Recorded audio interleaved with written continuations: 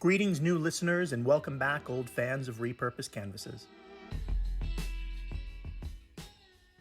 Today, our guest is Charles Blanchard, a master weaver of hand-woven rugs and tapestries using centuries-old techniques in Narrowsburg, New York. In today's episode, we'll learn about how a four-harness loom operates, discuss our historical relationship with clothing versus the disposable fast fashion of today, and explore the difficulty of putting a price tag on art. Join me as we learn how to bring ideas to life and live lives of meaning, Weaving Edition.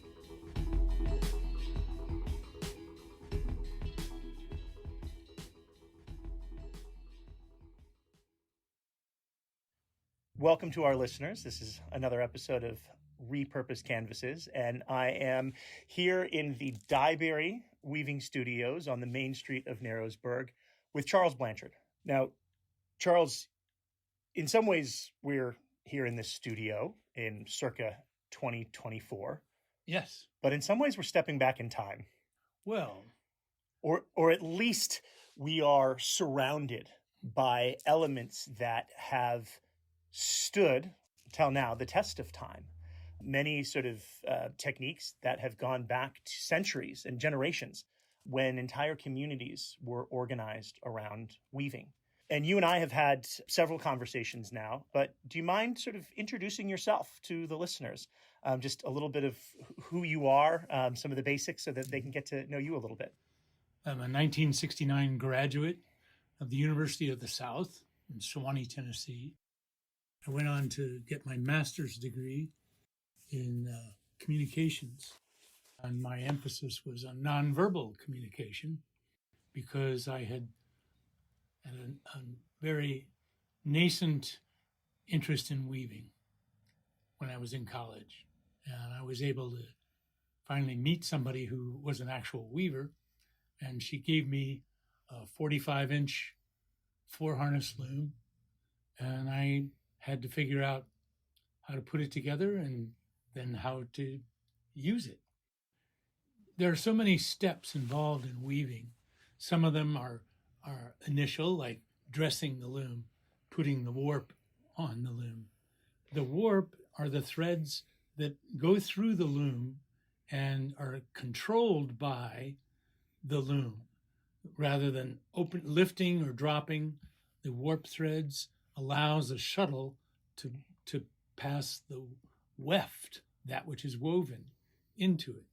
And so I had to figure all that out just from trial and error, lots of error, and finally started just weaving whatever material I had.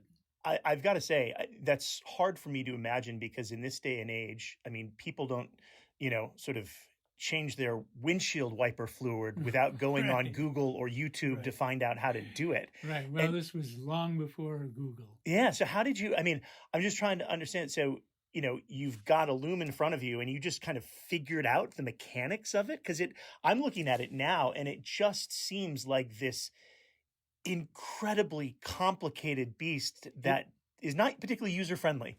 Well, it is complicated because we're not familiar with it. Mm. It's not something that we have in our home or our parents' home or our grandparents' home anymore. A lot of people come in and they say, "Oh, my grandma used to weave, I think," but that's about as close as anybody's really gotten.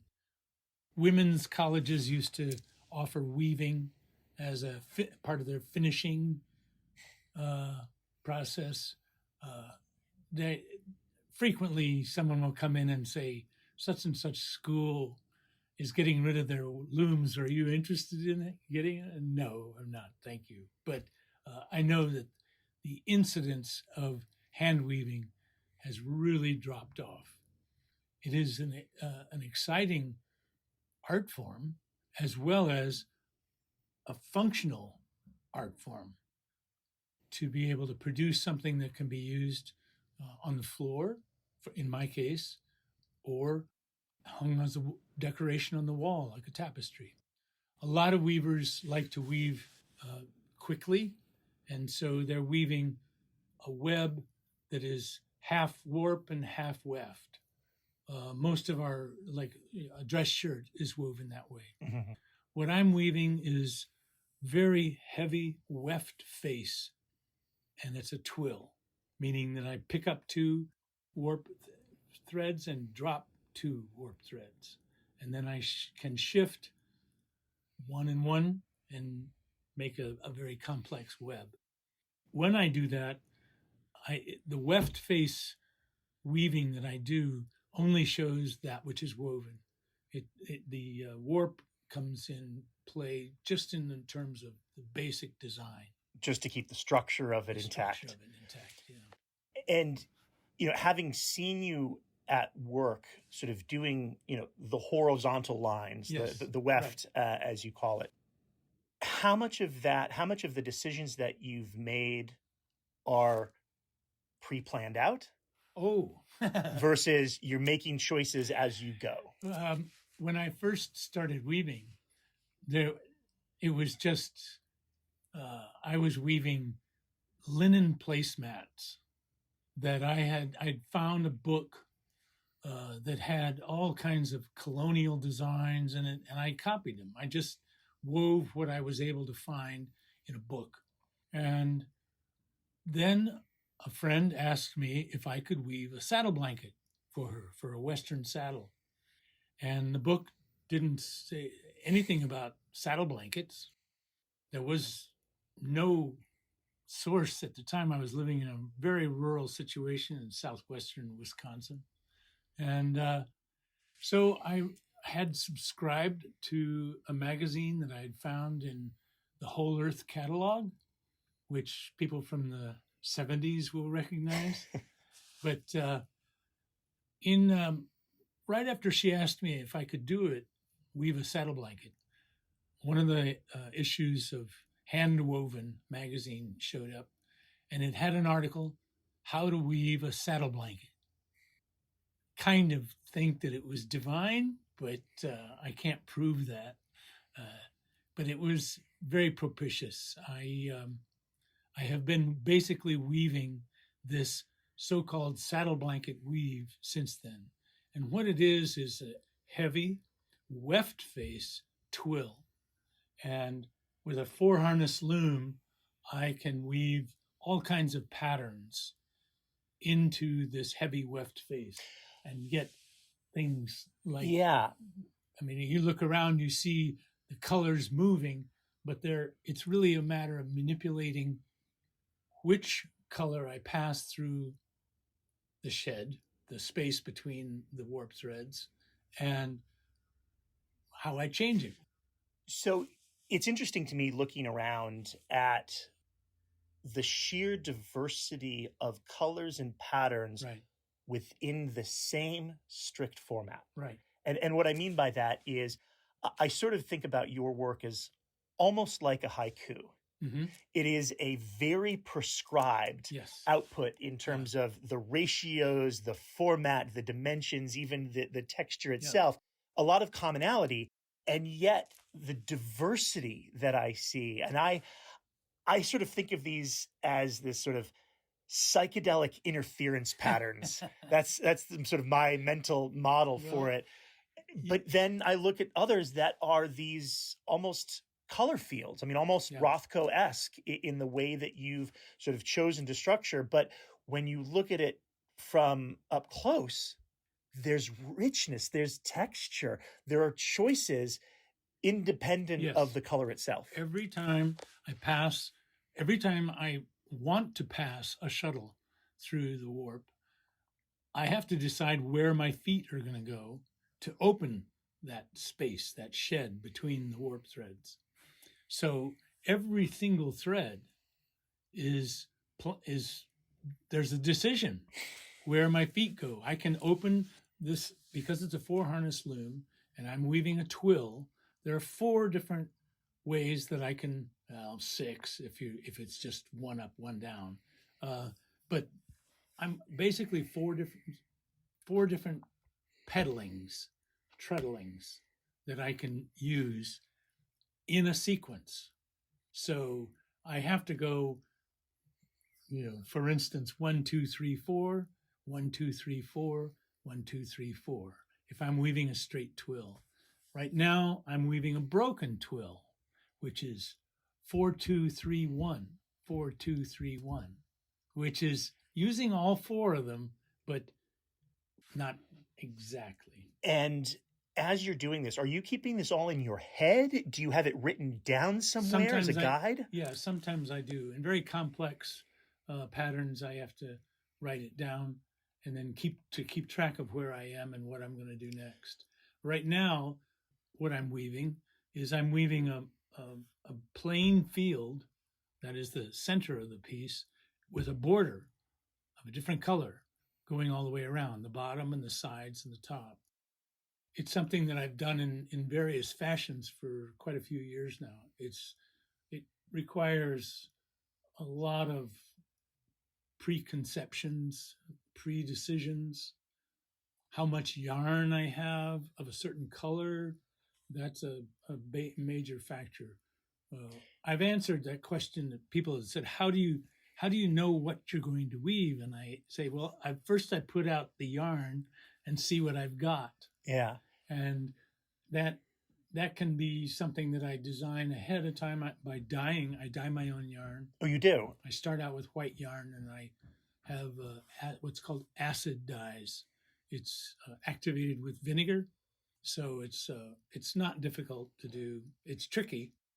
To get two baths the same is very difficult.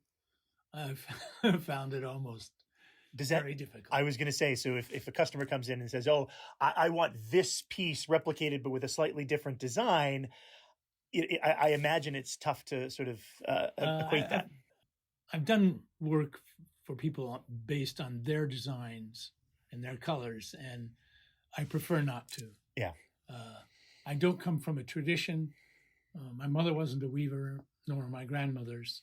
So I'm just working on what I've woven and what I think I can weave. And I make plenty of mistakes. Every piece I can see the mistake. If I take my glasses off, I don't see them. But that's cataract vision. I actually like to look at my pieces without my glasses on.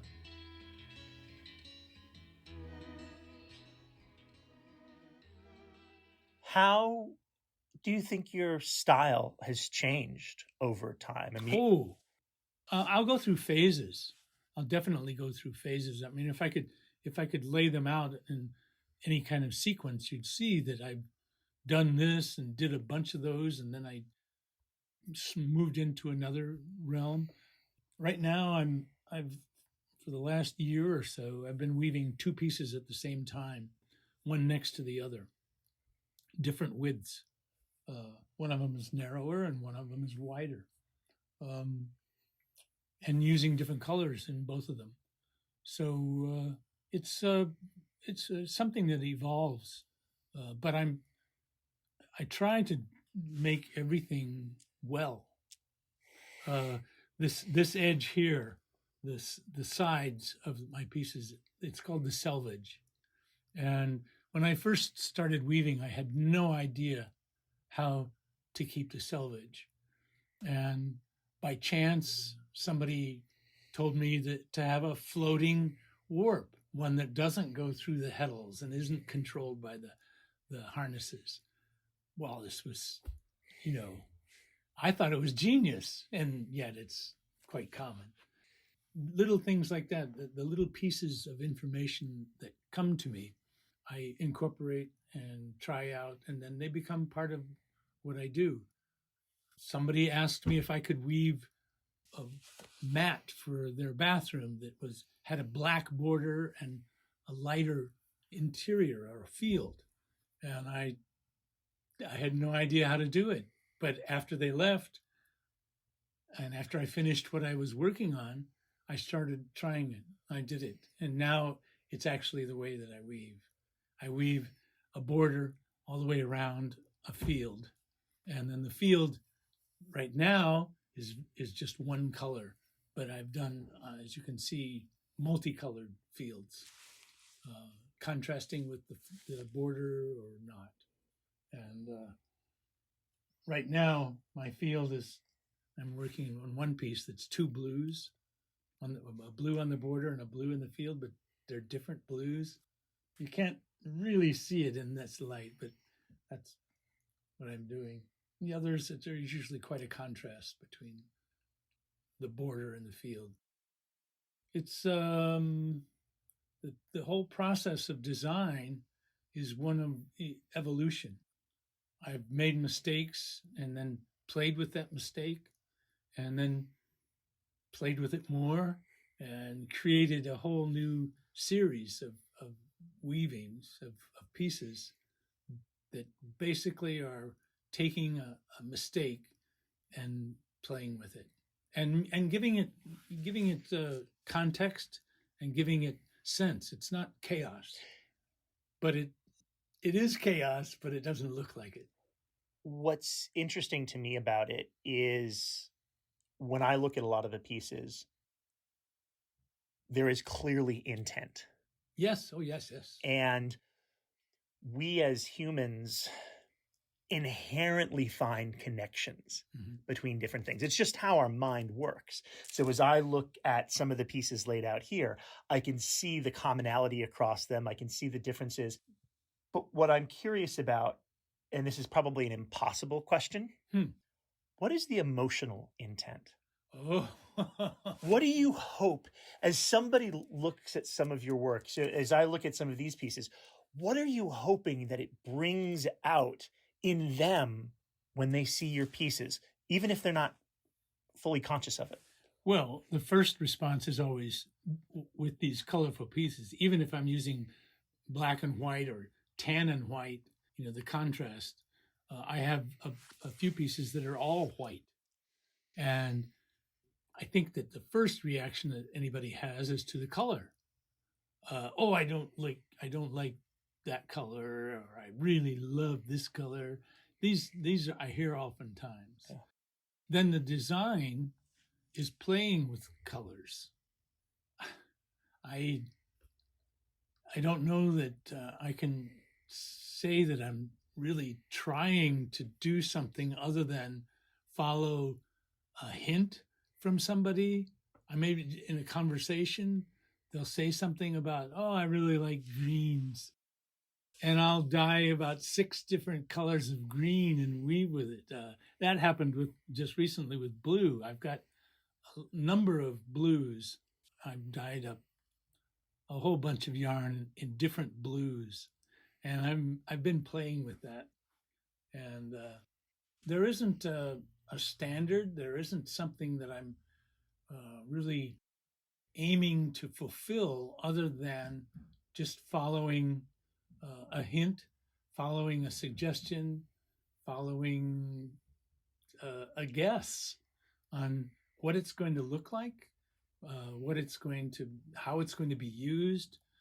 Many people say that could never put it on the floor. And it's like, okay, you don't have to put it on the floor. Well, I was going to ask because, again, we're here in your studio, and there are things that are hung as tapestries. Yeah. There are things that are rolled, and then we're sitting right now on some of them being used as rugs. And I'll be honest, I love that concept because the idea of an object that can serve multiple purposes, that has both functional and aesthetic value or decorative value, I think is really interesting. Well, I cannot watch television or a movie and not notice what's on the floor. And of course, from The Big Lebowski, the greatest line ever. The rug just brought the whole room together. You just made me very happy because my favorite movie in college may or may not have been The Big Lebowski. So this is absolutely.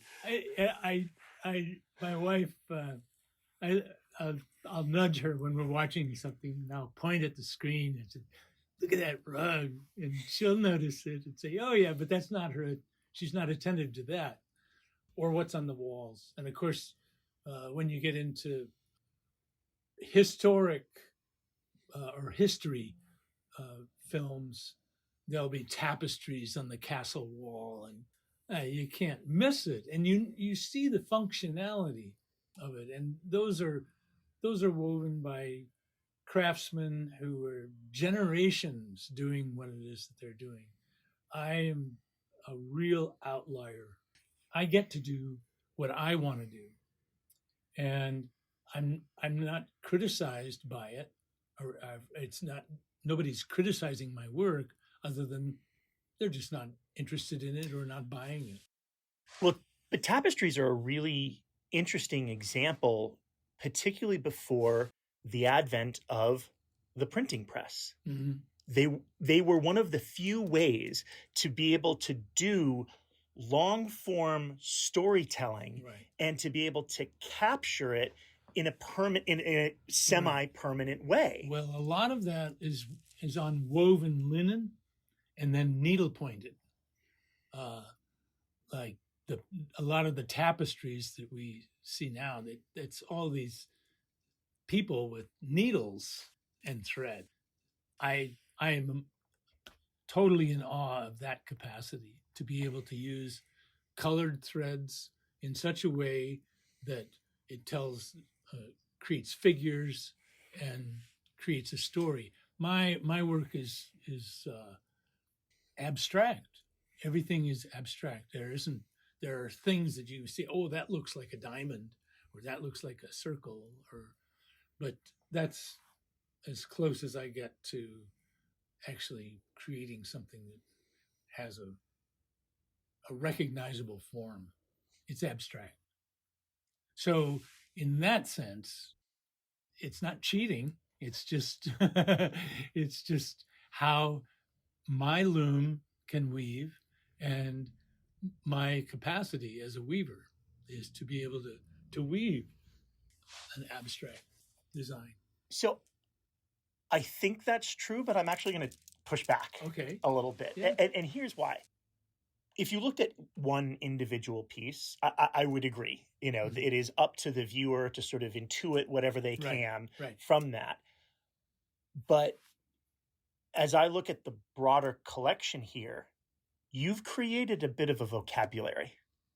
And in that repetition of form and the sequencing of them, I think that there becomes a bit of a story to be told. Mm-hmm. That, as you think about displaying different pieces in a certain pattern, that utilize different techniques and colors. Because again, I'm looking over your shoulder and I'm seeing things that look like watermelons on LSD. I am seeing these dark greens and oranges that would never come together in the natural world, and yet you've brought these colors together. Well, I mean, flowers and sunsets, and there's lots of examples of contrasting colors in the world. But no, I do play with color. I know a number of people who have come in, they say, oh, you do such a wonderful job with color.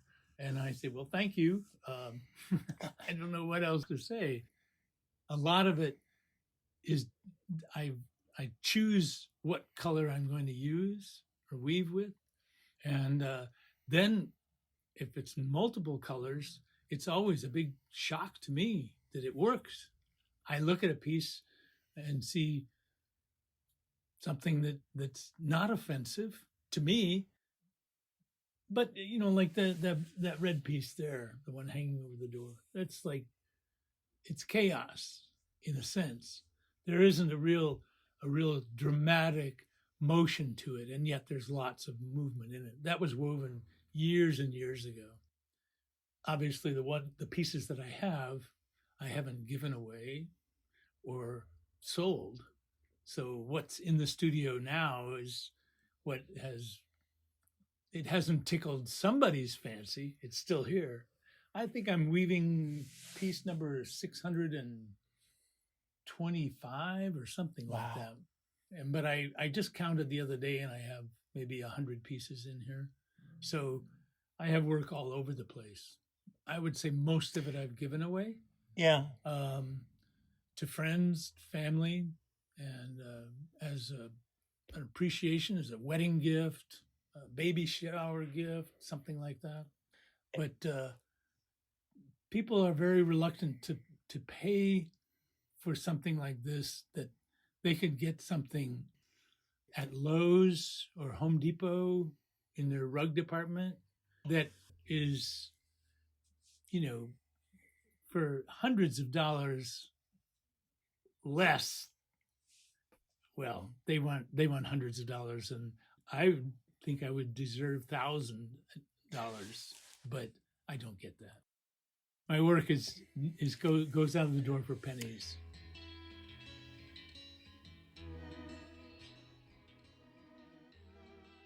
This is one of the more fascinating conversations that I get to have with artists, which is, how do you think about the value of a piece of work? And then the conversation about, how do you realize the value? Because those are different. Oh, yes. I don't think about the value when I start working. Then when it's all done and I look at it, then I take it off the loom and can see the whole piece. I can also look at my logbook and see how long it took to weave it.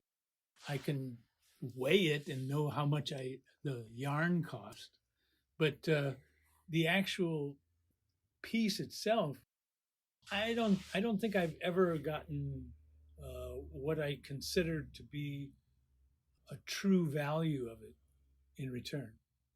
And this is something I struggle with as well, because you're right. One dimension is, well, how much time did I put into this thing, right? And you can say, well, my value is X dollars per hour, therefore it's Y. Or you could say, well, I put this many sort of components that cost me this much, and I have a markup on that. But in both cases, you're still missing the soul of the piece and what that is going to bring to another human. Well, a good example of this is when the Europeans, I'll say, went into the Western United States.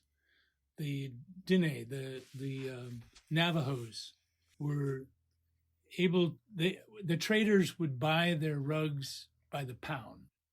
So these incredibly tedious pieces to produce, unbelievably intricate pieces, they were sold at a per pound price. Nowadays, if you can get an authentic Diné rug, a Navajo rug, they're very expensive. Of course, the collector is the one who always makes the money. I don't have any collectors per se, other than my wife and my son. But there isn't a recompense in that same sense. I asked my wife this morning, a piece that is hanging, she really loved it. I just finished it up for her, finished the edge and hung it up for her. And then I asked her, how much do you think that's worth? And I love her, but she was being practical. And she said $500. And I said, oh, okay. And I had thought of it more about $1,500. But I never get that. If somebody asks me, how much is that? I tried to come up with a formula. It used to be how much per foot. So a 6-foot piece would be at $500 a foot, would be $3,000. I've never gotten that. It always comes down to less. Even if it's $500 less, it's less. One collector, I'll say a patron, asked for a quotation, how much it was. I told her, and then I said, but of course I can take, and I gave a lower number. And then she got out her checkbook and she wrote a check for the first number. I thought, I love this woman.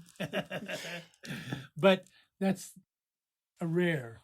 If my name were recognizable, if my studio was in a different place than a little town on the Delaware River, it might be different, but it's not. And I'm glad that I'm here.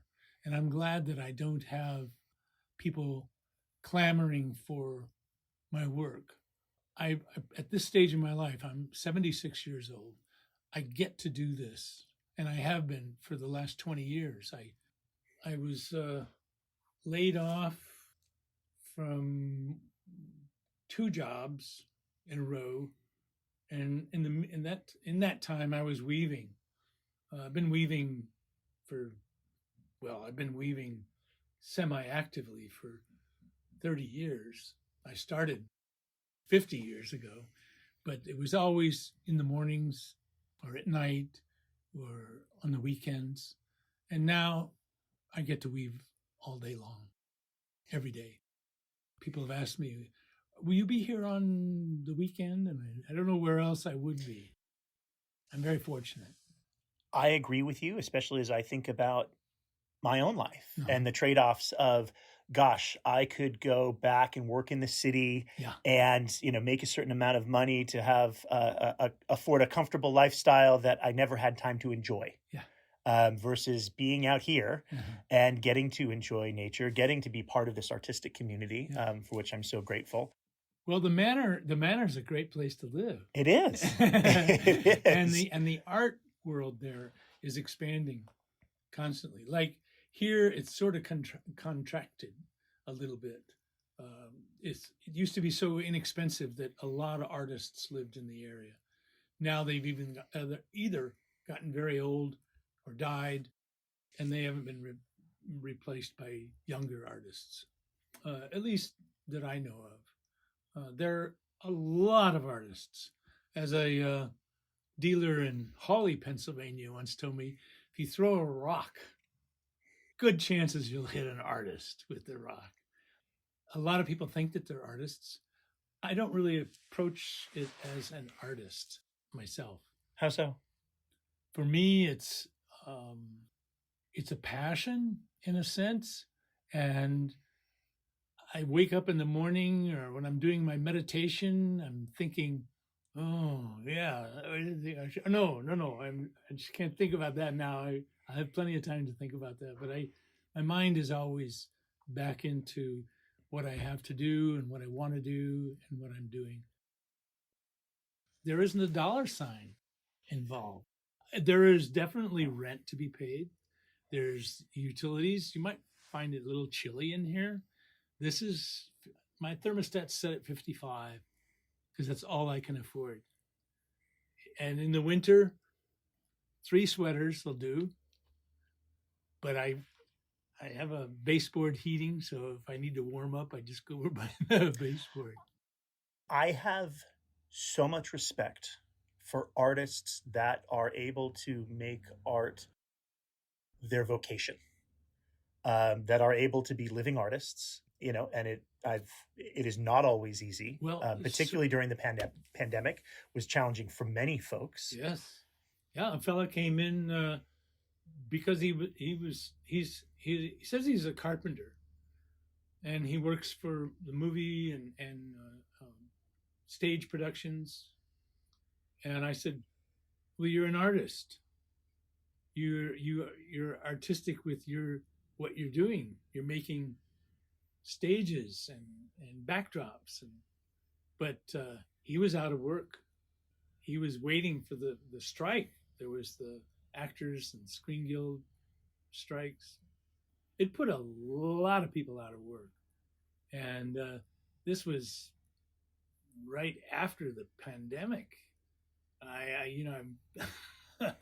I could be in here and working, and people came in with masks if they were going out at all.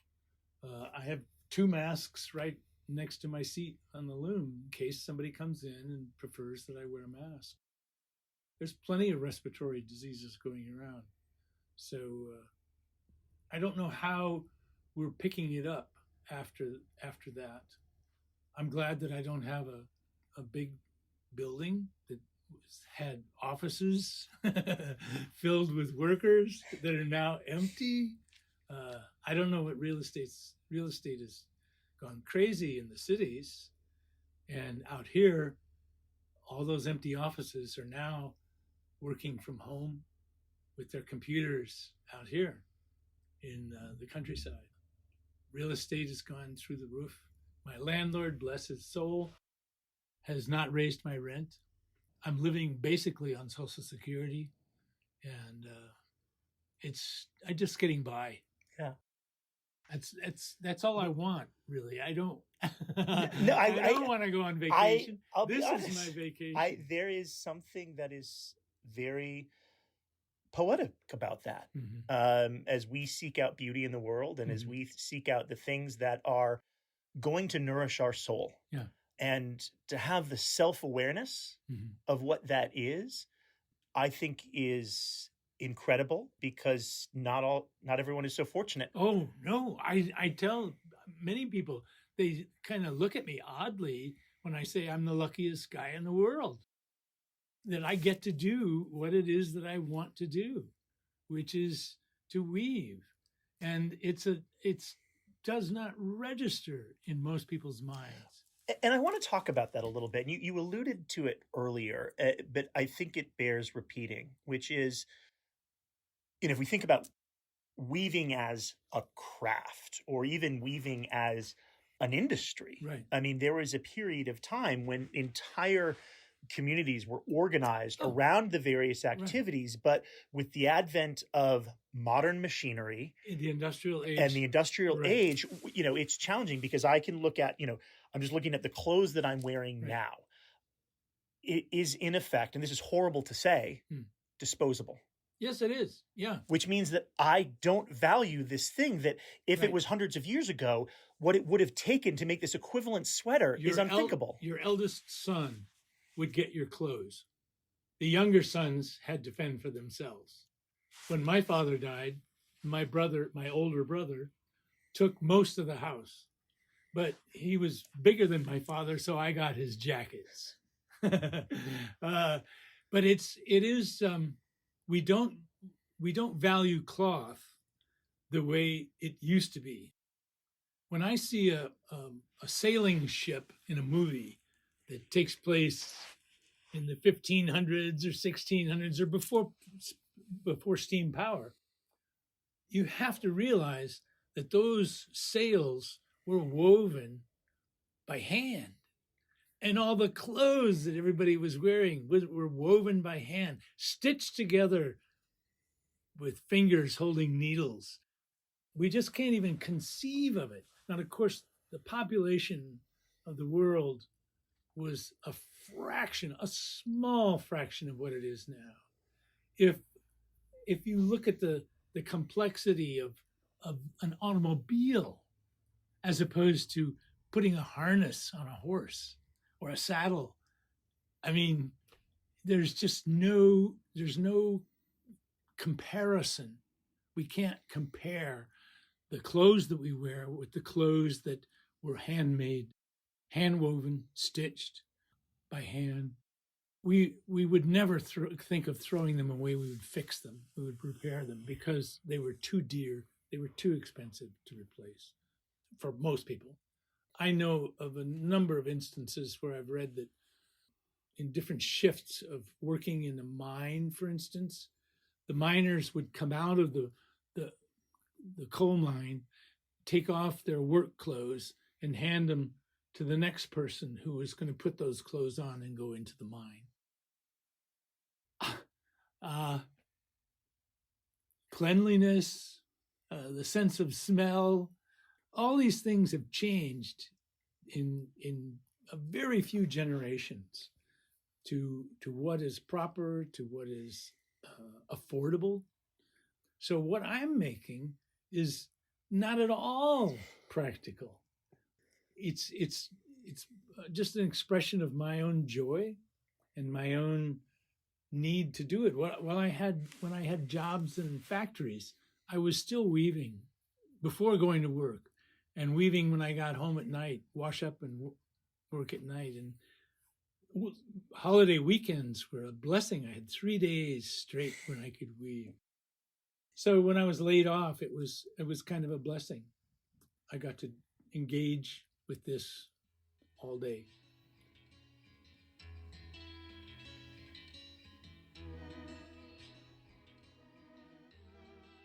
Are there younger generations of weavers taking the torch? On YouTube, I've seen some people, this one girl in particular, I think it was in North Carolina. She apparently had enough money, or her family did, to have land on which to raise sheep. And then she sheared the sheep and took the fleece and spun it into yarn and then was weaving with it, which is tremendously complex process that she could afford to do, because I know she wasn't buying the land and the animals and all this stuff with money that she was making from the price of her weaving. Otherwise, they would be extremely expensive. So I buy my yarn from an importer because there are very few. I used to get it at a mill in Philadelphia, but they closed in 2005, I think. And they'd been in business since the Civil War. So where are you importing from? I'm not importing. I'm buying it from a jobber who imports all different kinds of yarns from all over the world. He can't get some of the yarns that I used to use. I just have to get what he has to offer. And so it's like an inexpensive, probably wool from New Zealand via Canada.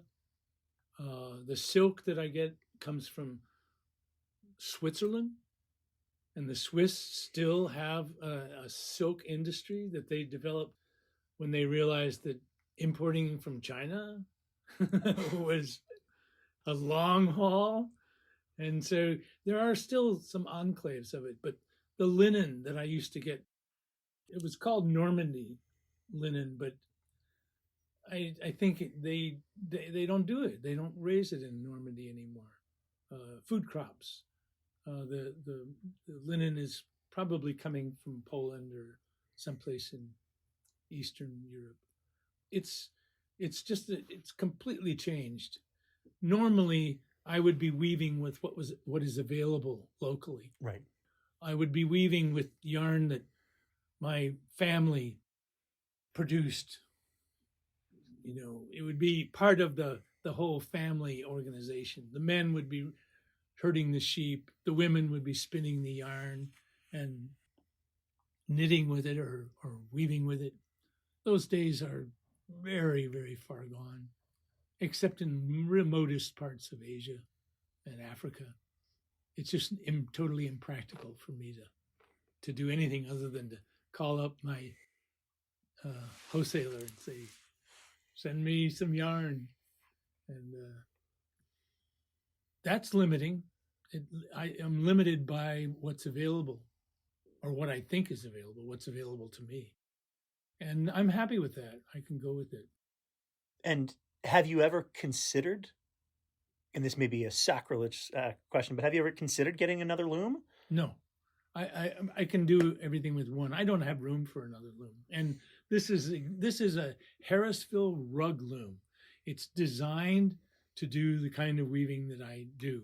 It's got every little tweak and twist to. How did you find it? I saw it in an advertisement, and I'd had a Canadian loom before. It was a Leclerc Fanny.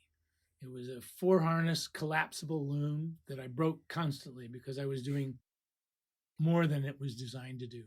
And I had a house fire, a studio fire, and lost the loom. And I looked in the classified ads and found this loom for sale. It was built in 1989, bought by a woman who absolutely had to have a Harrisville rug loom, and she got like one of the first ones that they put out.